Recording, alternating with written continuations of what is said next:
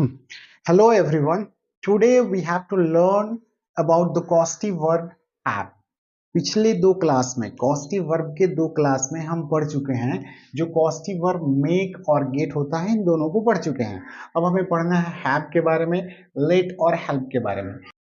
Make gate और have को एक साथ इसलिए पढ़ रहे हैं क्योंकि तीनों का मतलब ही होता है किसी काम को करवाना। कॉस्टिव वर्ब का मतलब आपको पता होगा कि किसी भी सेंटेंस में अगर सब्जेक्ट काम कर रहा है तो टेंस या मॉडल का सेंटेंस हो सकता है, ठीक है। लेकिन सब्जेक्ट काम नहीं करता, किसी और से करवाता है, तो वो कॉस्टिव वर्ब होता है। और इन तीनों का हिंदी मीनिंग मेक गेट और हैव, तीनों का हिंदी मीनिंग होता है करवाना। चलिए मेक और गेट के बारे में पढ़ चुके हैं। सबसे जो इंपॉर्टेंट बात है मेक और गेट के बारे में वो है इनके स्ट्रक्चर्स। सबसे पहले ध्यान में रखना है कि जब भी मेक से बनाना है, अगर आपको सेंटेंस कोई दिया हुआ है, आपको पता नहीं है कि कौन सा कॉस्टिव वर्ब यूज करें, तो अगर उस सेंटेंस में डूअर ऑफ द एक्शन दिया है तभी मेक से बना सकते हैं। मेक का मात्र एक ही स्ट्रक्चर है मेरे भाई। मेक के बाद हमको लिखना होता है डूअर ऑफ द एक्शन, उसके बाद V1। इधर कुछ दिया हो, ऑब्जेक्ट दिया हो या ना दिया हो, उससे मतलब नहीं है। उसके बाद गेट। गेट के दो स्ट्रक्चर हैं। अगर डूअर ऑफ द एक्शन दिया है तो पहला स्ट्रक्चर गेट, सब्जेक्ट लिखो, गेट लिखो, उसके बाद डूअर ऑफ द एक्शन लिखो, उसके बाद 2+V1। मेक के बाद डूअर ऑफ द एक्शन लिखते हैं तो V1, लेकिन गेट के बाद डूअर ऑफ द एक्शन लिखते हैं तो 2+V1। ये ध्यान में रखने वाली बात है। अब मान लो डूअर ऑफ द एक्शन दिया ही नहीं हो, तो कोई तो एक चीज देगा कॉस्टिव वर्ब में, या तो डूअर ऑफ द एक्शन देगा या ऑब्जेक्ट देगा। तो अगर डूअर ऑफ द एक्शन नहीं दिया है, केवल ऑब्जेक्ट दिया है, तो इसका एक ही स्ट्रक्चर है मात्र सब्जेक्ट, गेट, ऑब्जेक्ट और V3। तो गेट, ऑब्जेक्ट और V3 से बना सकते हैं। डूअर दिया हो तो लिखेंगे, नहीं दिया हो तो कंपलसरी नहीं है। ये ब्रैकेट में लिखने का मतलब अगर दिया है तो लिखे, नहीं दिया है तो छोड़ दें, इट इज नॉट कंपलसरी। अब बात करते हैं have as a causative verb. अच्छा, हैव कॉस्टिव वर्ब के बारे में बात करना है तो याद रखिएगा कॉस्टिव वर्ब की मीनिंग में हैव और गेट का सेम ही मीनिंग होता है, बिल्कुल सेम मीनिंग, कोई अंतर नहीं होता है, बस स्ट्रक्चर का अंतर है। तो कॉस्टिव वर्ब में सबसे इंपॉर्टेंट है to learn the structures. We have to learn the structures, हमेशा दिमाग में फिक्स रखना है स्ट्रक्चर को। अब बात करते हैं हैव कॉस्टिव वर्ब की। मेक और गेट आपने पढ़ लिया होगा, उम्मीद करता हूं आपने रिवीजन भी अच्छे से कर लिया होगा ताकि आपको ये अच्छे से समझ आए। अगर पहली बार चले आए हैं कॉस्टिव वर्ब पढ़ने, तो सबसे पहले मेरे भाई कॉस्टिव वर्ब को जाके देखिए, पहले इंट्रोडक्शन देखिए कॉस्टिव वर्ब होता क्या है, सेंटेंस, कैसे सेंटेंस को हम कॉस्टिव सेंटेंस बोलते हैं। जब भी कोई कॉस्टिव सेंटेंस आता है तो उसमें जो कॉस्टिव वर्ब होते हैं ये सारे यही मेन वर्ब होते हैं।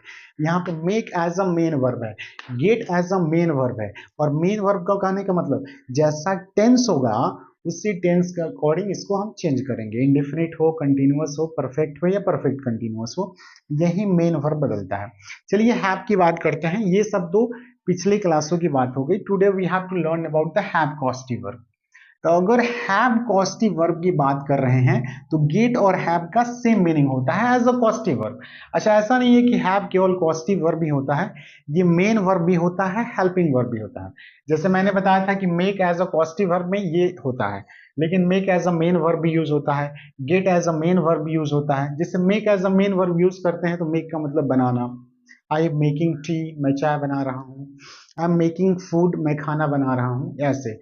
गेट का मतलब पाना होता है, जैसे I got a job, I am getting ready, I am getting late. यहाँ पे get as a main verb use होता है, लेकिन ऐसे हमको यूज नहीं करना है, हमको गेट और मेक को एज अ कॉस्टिव वर्ब और साथ में हैव को भी as a causative verb use करना सीखना है। तो स्टार्ट करते हैं हैव के बारे में। सबसे पहले बात करते हैं हैव के बारे में। तो अगर हैव की बात करें मेरे भाई, तो ऐसा नहीं है कि हैव केवल कॉस्टिव वर्ब होता है। सबसे इंपॉर्टेंट पॉइंट कि हैव जो होता है ना, हैव ये हेल्पिंग वर्ब भी होता है। हैव जब हेल्पिंग वर्ब होता है तो ये कौन से टेंस में यूज होता है? Perfect tenses. याद रखिएगा ये हमेशा परफेक्ट टेंसेस में यूज होता है, चाहे प्रेजेंट परफेक्ट हो, पास्ट परफेक्ट हो या फ्यूचर परफेक्ट हो, तो हैव हेल्पिंग वर्ब भी होता है। उसके बाद have as a main verb भी यूज होता है। मेन वर्ब ये पोजीशन दिखाता है, पोजीशन दिखाने के लिए इसका यूज किया जाता है, जैसे आई हैव अ कार, ऐसे। आई हैव कॉस्टिव वर्ब भी होता है। अब have as a positive verb यहाँ पे पढ़ना है, जिसका मतलब होता है करना नहीं, किसी काम को करवाना। ठीक है जी। तो कॉस्टिव वर्ब के जैसे कॉस्टिव वर्ब के रूप में ही हमें हैव को सीखना है। हेल्पिंग वर्ब के लिए जैसे एक मैं यहाँ पे एग्जांपल लिख देता हूं, जिससे देखिएगा, अगर लिखते हैं I have done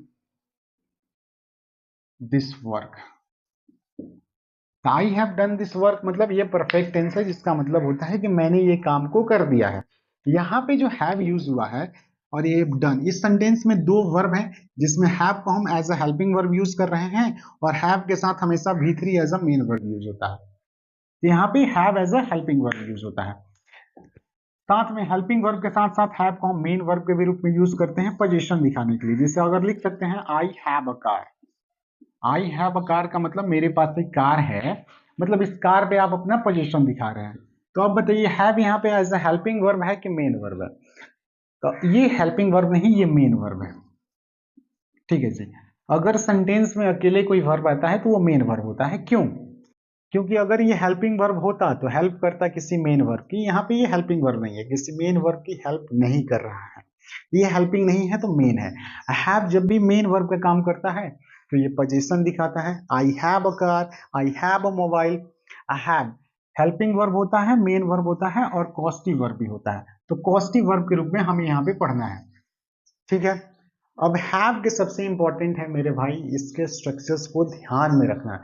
you have to learn the structures, that is very important. अब हैव के भी दो स्ट्रक्चर्स हैं। ठीक है। सबसे पहले देखिएगा, दोनों स्ट्रक्चर्स को मैं यहाँ पे लिखता हूँ। अच्छा, हैव इसके फॉर्म्स तो पता ही होंगे आपको। जैसे हैव का बेस फॉर्म हैव ही होता है, सेकेंड फॉर्म होता है हैड और थर्ड फॉर्म होता है हैड, और इसका कंटिन्यूअस फॉर्म होता है हैव में क्या जोड़ना है, आईएनजी, और थर्ड पर्सन सिंगुलर फॉर्म होता है हैज। तो इसके फॉर्म्स आपको पता होंगे। हमको सबसे इंपॉर्टेंट है इसके स्ट्रक्चर्स को ध्यान में रखना है। ठीक है। पहला स्ट्रक्चर इसका देखिएगा, जब भी हम सब्जेक्ट लिखें, अगर इसमें डूअर ऑफ द एक्शन दिया है, सॉरी सॉरी, हैव का जो पहला स्ट्रक्चर है, सबसे पहले सब्जेक्ट, उसके बाद हमें लिखना होता है हैव। हैव यहाँ पे as a main verb use होता है, जैसे कि यहाँ पे गेट, यहाँ पे मेक, वैसे ही यहाँ पे have as a main verb होता है। इसको हम अकॉर्डिंग टू टेंस या मॉडल यूज करते हैं। अकॉर्डिंग टू टेंस, जैसा टेंस हो या फिर मॉडल का सेंटेंस हो वैसे हमको यूज करना है। ये आपको पता ही होगा, सब में बता चुके हैं, बार बार बताने की जरूरत नहीं होता है। उसके बाद अगर हैव के बाद डूअर ऑफ द एक्शन दिया है, डूअर ऑफ द एक्शन मतलब उस काम को करने वाला, आइए डूअर ऑफ द एक्शन को हमेशा ऑब्जेक्टिव केस में लिखते हैं। क्यों? क्योंकि ये हैव मेन वर्ब है, ये इसका ऑब्जेक्ट है, तो ऑब्जेक्ट को ऑब्जेक्टिव केस में लिखेंगे। जैसे गेट, गेट के बाद ये डूअर ऑफ द एक्शन जो भी लिखते हैं ये ऑब्जेक्टिव केस में लिखा जाता है। तो हैव के बाद डूअर ऑफ द एक्शन दिया है तो इसके साथ हमको लिखना होता है बेस फॉर्म। आगे चाहे तो ऑब्जेक्ट आ भी सकता है, नहीं भी आ सकता है, कंपल्सरी नहीं है। ठीक है जी। तो ये पहला स्ट्रक्चर है हैव का, कि हैव के बाद डूअर ऑफ द एक्शन है तो V1, बिल्कुल मेक के जैसा है। देखो देखो यहाँ पे मेक क्या है, मेक का मेन स्ट्रक्चर नहीं ना है जी। मेक के बाद अगर आप डूअर ऑफ द एक्शन लिखते हैं तो V1, make doer of the action तो V1, सेम वैसा ही है, have doer of the action तो V1। ठीक है। अब गेट वाला में क्या है, गेट के बाद डूअर ऑफ द एक्शन लिखिएगा ना तो 2 + V1 लिखना पड़ता है, बस थोड़ा सा अंतर है, थोड़ा सा ध्यान दीजिएगा तो ये समझ आ जाएगा। मेक और हैव लिखते हैं, ठीक है जी, अगर डूअर ऑफ द एक्शन लिखते हैं तो V1 लिखना है, लेकिन अगर गेट के बाद डूअर ऑफ द एक्शन लिखना है तो 2 + V1 लिखना होता है, फुल इन्फिनेटिव। अच्छा, इसका दूसरा स्ट्रक्चर देखिएगा, इसका दूसरा स्ट्रक्चर है, अगर मान लो डूअर ऑफ द एक्शन नहीं दिया तो हम ऑब्जेक्ट से लिखते हैं, तो सब्जेक्ट लिखेंगे, उसके बाद causative verb, have as a causative verb use होगा, उसके बाद हमको लिखना होता है ऑब्जेक्ट, और उसके बाद हम लिखते हैं थर्ड फॉर्म ऑफ वर्ब। अगर डूअर ऑफ द एक्शन दिया है तो बाई प्लस आप डूअर लिख भी सकते हैं, और नहीं दिया है तो इसको ब्रैकेट में आप रख दीजिए। ब्रैकेट में रखने का मतलब नहीं दिया है तो छोड़ देना है। अगर मान लो डूअर ऑफ द एक्शन दिया ही नहीं हो तो हम क्या लिखेंगे, हैव के बाद ऑब्जेक्ट, ऑब्जेक्ट के साथ V3, बस ये ध्यान में रखना है, ये main structure, have plus object plus V3, और यहाँ पे have plus doer of the action उसके बाद V1। ये बस स्ट्रक्चर ध्यान में रखिएगा, और अगर पहले से दोनों याद है मेक और हैव का तो बिल्कुल आसान है। देखिए, अगर केवल सेंटेंस में डूअर ऑफ द एक्शन दिया है तो मेक के साथ डूअर ऑफ द एक्शन तो V1, हैव के साथ डूअर ऑफ द एक्शन तो V1, लेकिन गेट के साथ डूअर ऑफ द एक्शन तो 2 + V1। ये ध्यान में रखना है। अगर डूअर ऑफ द एक्शन नहीं दिया है, सेंटेंस में केवल ऑब्जेक्ट दिया है, तो ये तो पहला, ये डूअर ऑफ द एक्शन कोई भी स्ट्रक्चर से नहीं बनेगा। डूअर ऑफ द एक्शन वाला जो स्ट्रक्चर है, इसका पहला और ये वाला मेक तो हमेशा डूअर ऑफ द एक्शन से ही बनता है, तो ये नहीं बनेगा। तो ये बनेगा दूसरे स्ट्रक्चर से। मान लो ये टू का पहला स्ट्रक्चर है, ए बी नाम दे देते हैं इसका, ए बी, ठीक है जी, इसको ए लिख देते हैं, दो नहीं, इसको लिख देते हैं बी। तो जब भी केवल ऑब्जेक्ट दिया हो सेंटेंस में, doer of the action mention नहीं हो, तो उसके लिए एक ही स्ट्रक्चर बनता है, ये वाला, गेट डू ऑब्जेक्ट V3। और जहां पे गेट लिख सकते हैं वहां पे हैव लिख दो, गेट हैव, गेट लिखो या हैव लिखो, उसके बाद ऑब्जेक्ट लिखना है और उसके बाद थर्ड फॉर्म ऑफ वर्ब लिखना है। यानी गेट और हैव बिल्कुल सेम है यहाँ पे। आप यहाँ पे गेट लिखो या हैव लिखो, बिल्कुल सेम है। चलिए मैं यहाँ पे एक सेंटेंस लिखता हूं, आप उसको ट्रांसलेट करने की कोशिश कीजिएगा। जैसे मैंने पहला सेंटेंस लिखा, उसने मुझे हंसाया। अब बनाइए, आप कितने तरीके से बना सकते हैं, कोशिश कीजिए। तो चलिए देखते हैं इसको कैसे बना सकते हैं आप। सबसे पहले इसमें क्या क्या दिया हुआ है ये इंपॉर्टेंट है। अगर आपको पता है कि डूअर ऑफ द एक्शन क्या होता है, ऑब्जेक्ट क्या होता है, अगर डायरेक्ट आप इस वीडियो में चले आए हैं तो पहले जाके मेरे भाई पहले वाला वीडियो देख, तब आपको पता चलेगा कि ऑब्जेक्ट क्या होता है, कि हम यहाँ पे जो भी लिख रहे हैं डूअर ऑफ द एक्शन क्या है, ऑब्जेक्ट क्या है, तो ये पता होना चाहिए। अगर पता है तो ठीक है, देखते हैं इसमें क्या क्या दिया हुआ है। जैसे उसने मुझे हंसाया, ठीक है जी, तो उसने मतलब सब्जेक्ट कोई काम तो कर नहीं रहा है, सब्जेक्ट किसी काम को करवा रहा है, तो इसमें जो भी सब्जेक्ट होता है इसको हम बोलते हैं कमांडर। ये काम नहीं करता बल्कि करवाता है, ठीक है जी। जो काम करता है वही डूअर ऑफ द एक्शन होता है। जैसे उसने मुझे हंसाया, तो इसमें एक ही काम हो रहा है, हंसने का। तो हंस कौन रहा है मेरे भाई, वो हंस रहा है नहीं, उसने मुझे हंसाया मतलब हंसने का काम मैं कर रहा हूं। तो डूअर ऑफ द एक्शन कौन है, ये मी, ये जो है ना मुझे, ये है डूअर ऑफ द एक्शन, ये है डूअर ऑफ द एक्शन, ठीक है जी। अच्छा उसने हंसने का काम किया, तो ये हंसना तो इंट्रांजिटिव वर्ब है, इसका ऑब्जेक्ट दिया ही नहीं है, तो इसमें एक ही चीज दिया है मेरे भाई, डूअर ऑफ द एक्शन। तो अगर डूअर ऑफ द एक्शन दिया है तो क्या इससे बना सकते हैं, तो मेक से तभी बना सकते हैं जब डूअर ऑफ द एक्शन दिया हो, तो बिल्कुल बना सकते हैं। अच्छा गेट के दो स्ट्रक्चर हैं, क्या गेट में किससे बना सकते हैं, तो पहला स्ट्रक्चर से तब बना सकते हैं जब डूअर ऑफ द एक्शन दिया हो। तो डूअर ऑफ द एक्शन दिया है तो इसके पहले स्ट्रक्चर से ही बना सकते हैं। क्या इससे बना सकते हैं, अरे ऑब्जेक्ट वाला से बना सकते हैं नहीं, एक मिनट, फैन ऑफ कर जाते हैं।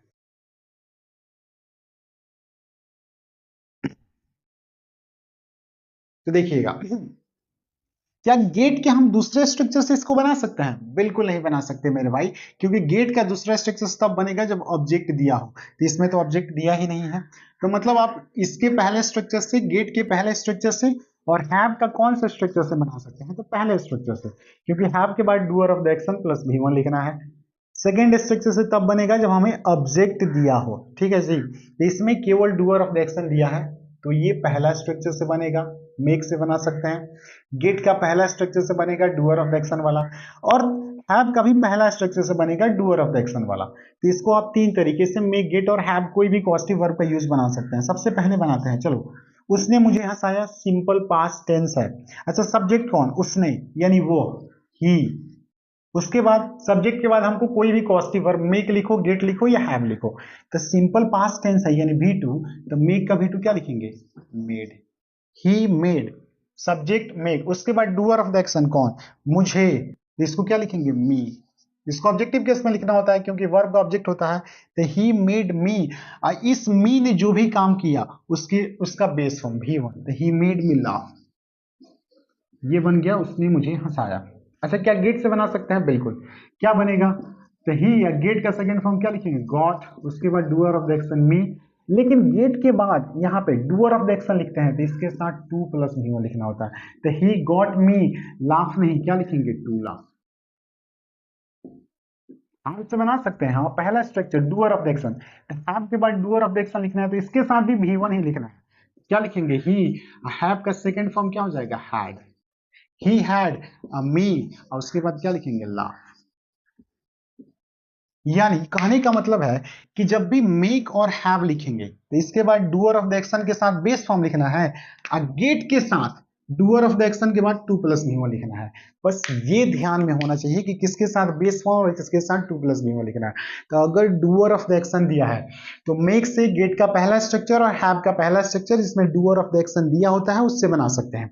मेक और हैव के साथ डूअर ऑफ द एक्शन लिखेंगे तो V1 आएगा, गेट के साथ डूअर ऑफ द एक्शन लिखेंगे तो टू प्लस V1 आएगा। अब एक और सेंटेंस लिखते हैं जिसमें मान लो डूअर ऑफ द एक्शन दिया ही नहीं हो, केवल ऑब्जेक्ट दिया हो। जैसे देखिए दूसरा सेंटेंस हम लिख सकते हैं।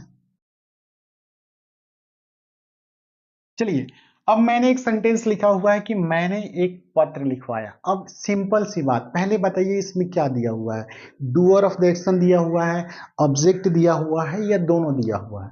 तो मैंने एक पत्र लिखवाया, इसमें सब्जेक्ट कोई काम कर रहा है। अगर सब्जेक्ट काम करता तो टेंस का होता, तो टेंस नहीं है, सब्जेक्ट काम कर नहीं रहा, करवा रहा है। मैंने एक पत्र लिखवाया यानी किसी और से लिखवाया होगा, किसी और से, तो ये कॉस्टिव वर्ब है।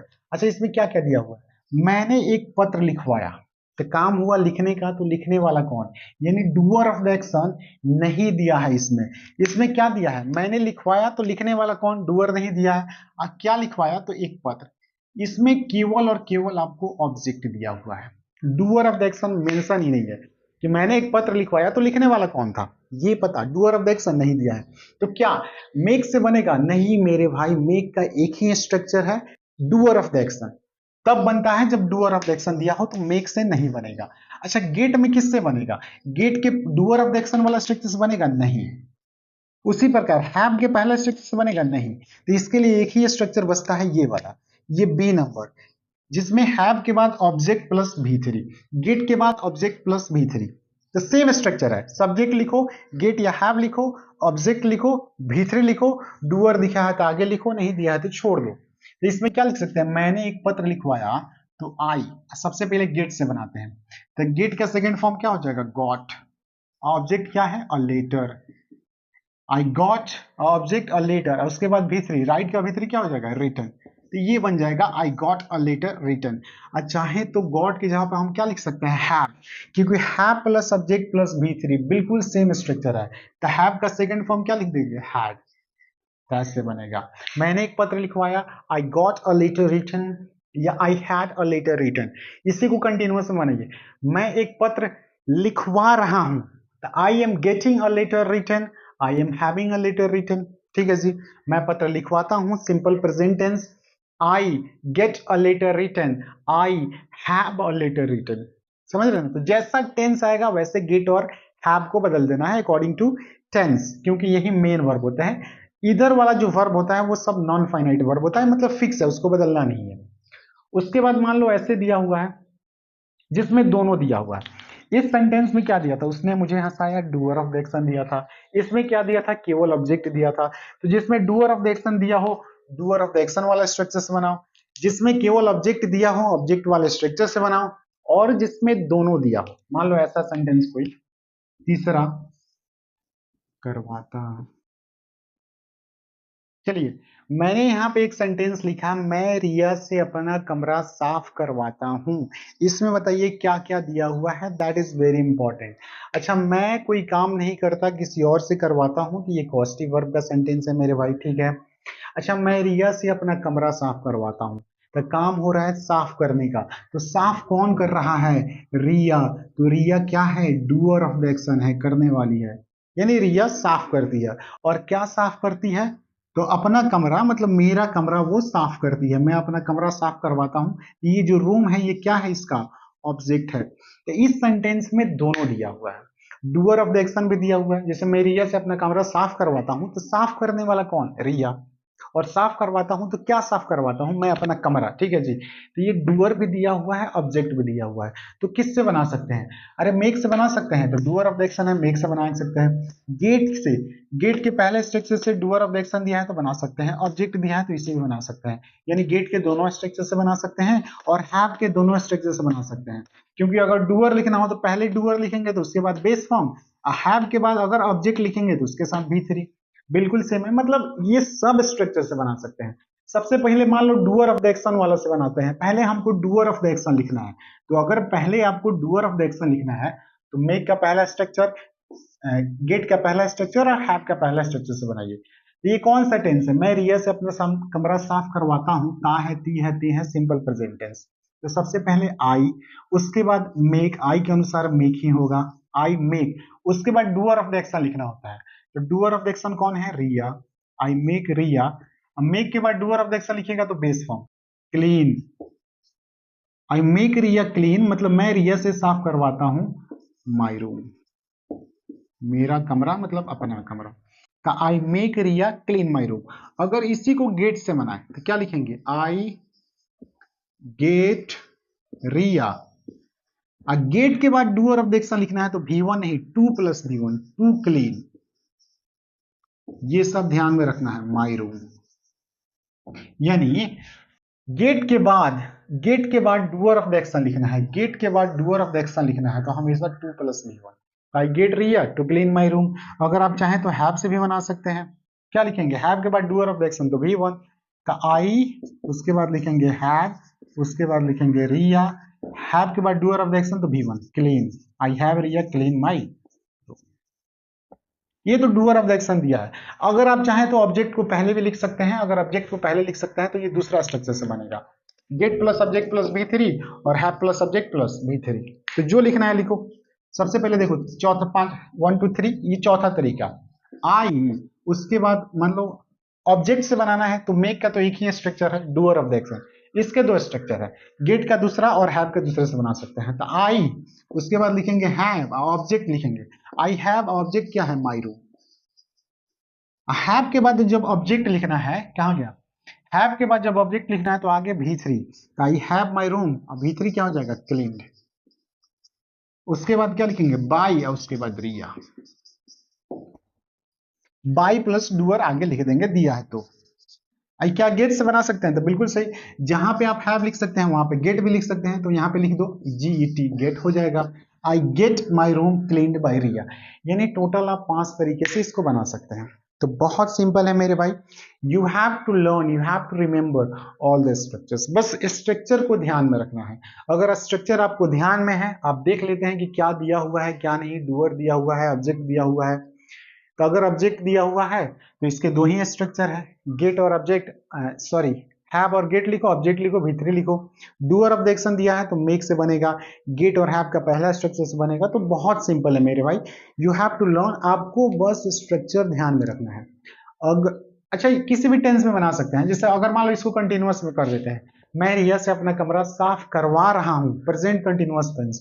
तो यहाँ पे मेक को क्या लिखेंगे? Am making, I am making Riya clean my room, I am getting Riya to clean my room, I am having Riya clean my room. या इससे भी, I am having my room cleaned by Riya, I am getting my room cleaned by Riya. ठीक है जी। Future बनाना हो, जैसे मैं रिया से अपना कमरा साफ करवाऊंगा, तो शैल विल के साथ V1 लिख दो। I will make Riya clean my room, I will get Riya to clean my room, I will have Riya clean my room, I will have my room cleaned by Riya, I will get my room cleaned by Riya. तो बहुत आसान है, आपको बस structures ध्यान में रखने हैं। इससे जो भी क्वेश्चंस आते हैं, मैं उस क्वेश्चंस को बोर्ड पे लिखना हूं, इतना आप नोट डाउन कर सकते हैं। तो मेरे भाई अब देखते हैं गेट के जो क्वेश्चंस होते हैं, चाहे आप किसी भी कॉम्पिटिटिव एग्जाम के लिए तैयारी करें या बोर्ड एग्जाम के लिए 11th 12th या किसी भी कंपटीशन के लिए तैयारी कर रहे हैं, चाहे SSC हो, CGL हो, LDC हो, कोई भी हो, बैंक भी हो, कुछ भी हो, उससे उसमें जो कॉस्टिव वर्ब के क्वेश्चंस है वो ऐसे ही पूछे जाते हैं। ठीक है, अब देखते हैं। सिंपल, आपको बस स्ट्रक्चर ध्यान में रखना है। क्या ध्यान में रखना है? स्ट्रक्चर। यू हैव टू, तो आपको सबसे पहले स्ट्रक्चर ध्यान में रखना है। कौन सा स्ट्रक्चर? कि ये तीनों और फिर ये दोनों, ये स्ट्रक्चर। कि अगर मेक के बाद डूअर ऑफ द एक्शन तो V1, गेट के बाद डूअर ऑफ द एक्शन तो 2 + V1, हैव के बाद डूअर ऑफ द एक्शन तो V1। यानी मेक और हैव के साथ डूअर ऑफ द एक्शन तो V1 है, गेट के साथ डूअर ऑफ द एक्शन तो 2 + V1। ठीक है, और गेट हो या हैव हो, इसके बाद ऑब्जेक्ट आए तो हमेशा V3। बस ये ध्यान में रखना है। अब देखिए क्वेश्चंस को देखते हैं। पहला क्वेश्चन क्या है कि आई am getting Rohan wash my car, मैं रोहन से अपना गाड़ी धुलवा रहा हूं। तो यहाँ पे देखिए गेट, गेट के बाद रोहन क्या हुआ, इंसान है तो ये तो डूअर ऑफ द एक्शन होगा कि मैं रोहन से अपना गाड़ी धुलवा रहा हूं, तो रोहन तो डूअर ऑफ द एक्शन है। तो गेट के बाद यदि डूअर ऑफ द एक्शन दिया है तो आगे क्या लिखेंगे, टू प्लस V1। यहाँ पे वॉश नहीं, क्या लिखेंगे, टू वॉश। अब जाके सही होगा। क्या I am getting Rohan to wash my car, to wash. ठीक है। He had his room clean by Rohan, तो यहाँ पे हैड, उसके बाद हिज रूम इसका है ऑब्जेक्ट, द हैव या गेट हो ऑब्जेक्ट हो तो आगे क्या लिखना है, V3। तो क्लीन का V3 आप क्या लिखेंगे, क्लीन, CLEAN लगाओ, तब जाके सही होगा कि he had his room cleaned by Mohan, उसने मोहन से अपना रूम साफ करवाया। Next, Riya makes me to laugh, यानी रिया मुझे हंसाती है, सिंपल प्रेजेंट टेंस। तो मेक के बाद यदि डूअर ऑफ द एक्शन लिखना है, अगर मेक के बाद डूअर ऑफ द एक्शन तो आगे V1 लिखेंगे, टू को हटा देंगे, सही हो जाएगा सेंटेंस। सी गॉट हर मोबाइल रिपेयर नहीं, गेट के साथ जब ऑब्जेक्ट लिखिएगा, अरे मोबाइल ऑब्जेक्ट ना होगा, डूअर ऑफ द एक्शन तो हो नहीं सकता। तो सी गॉट हर मोबाइल, गेट के साथ क्या लिखेंगे, V3, REPAIRED, रिपेयर। तो गेट हो या हैव हो, ऑब्जेक्ट आए तो V3, गेट और हैव के साथ ऑब्जेक्ट आए तो V3, सिंपल है, बहुत आसान है। I have Ranjan to clean my room, तो हैव के बाद यदि डूअर ऑफ द एक्शन दिया है, रंजन क्या है, डूअर ऑफ द एक्शन, तो हैव के बाद यदि डूअर ऑफ द एक्शन दिया है तो आगे क्या लिखना है, बेस फॉर्म, यानी टू क्या है, हटा देंगे। आई have Ranjan clean my room, मैं रंजन से अपना रूम साफ करवाता हूँ। You can't make your father two by a car, तुम अपने पप्पा से कार नहीं खरीदवा सकते हो। अच्छा, मेक है, मेक के बाद योर फादर क्या है, डूअर ऑफ द एक्शन है, तब मेक के बाद डूअर ऑफ द एक्शन है तो V1 लिखेंगे, केवल V1, टू प्लस V1 है। He is getting his hair, तो यहाँ पे गेट है, ये ऑब्जेक्ट है, तो गेट प्लस ऑब्जेक्ट प्लस क्या लिखना है, V3, कि he is getting his hair cut, वो अपना बाल कटवा रहा है, तो V3 लिखना है। तो ये कट्स तो V3 है नहीं, ये कटेड कोई वर्ड ही नहीं होता है, कट का V2 V3 सेम होता है, कट कट कट, तो ये होगा कट, कटिंग नहीं आएगा। ठीक है जी, हमें V3 लिखना है तो कट कट कट ही V3 होता है। You should get this work dash by Raja, तुम्हें ये काम राजा से करवाना चाहिए, तो ये गेट है, उसके बाद दिस वर्क ऑब्जेक्ट है, gate plus object plus V3, यहाँ पे V3 लिखना है, तो do did done doing, V3 क्या होता है, डन। तो ये बहुत आसान है मेरे भाई, सिंपल, बस आपको ये स्ट्रक्चर ध्यान में रखना है। ठीक है, उम्मीद करता हूँ आपको ये समझ आ गया होगा। Thank you for watching this video.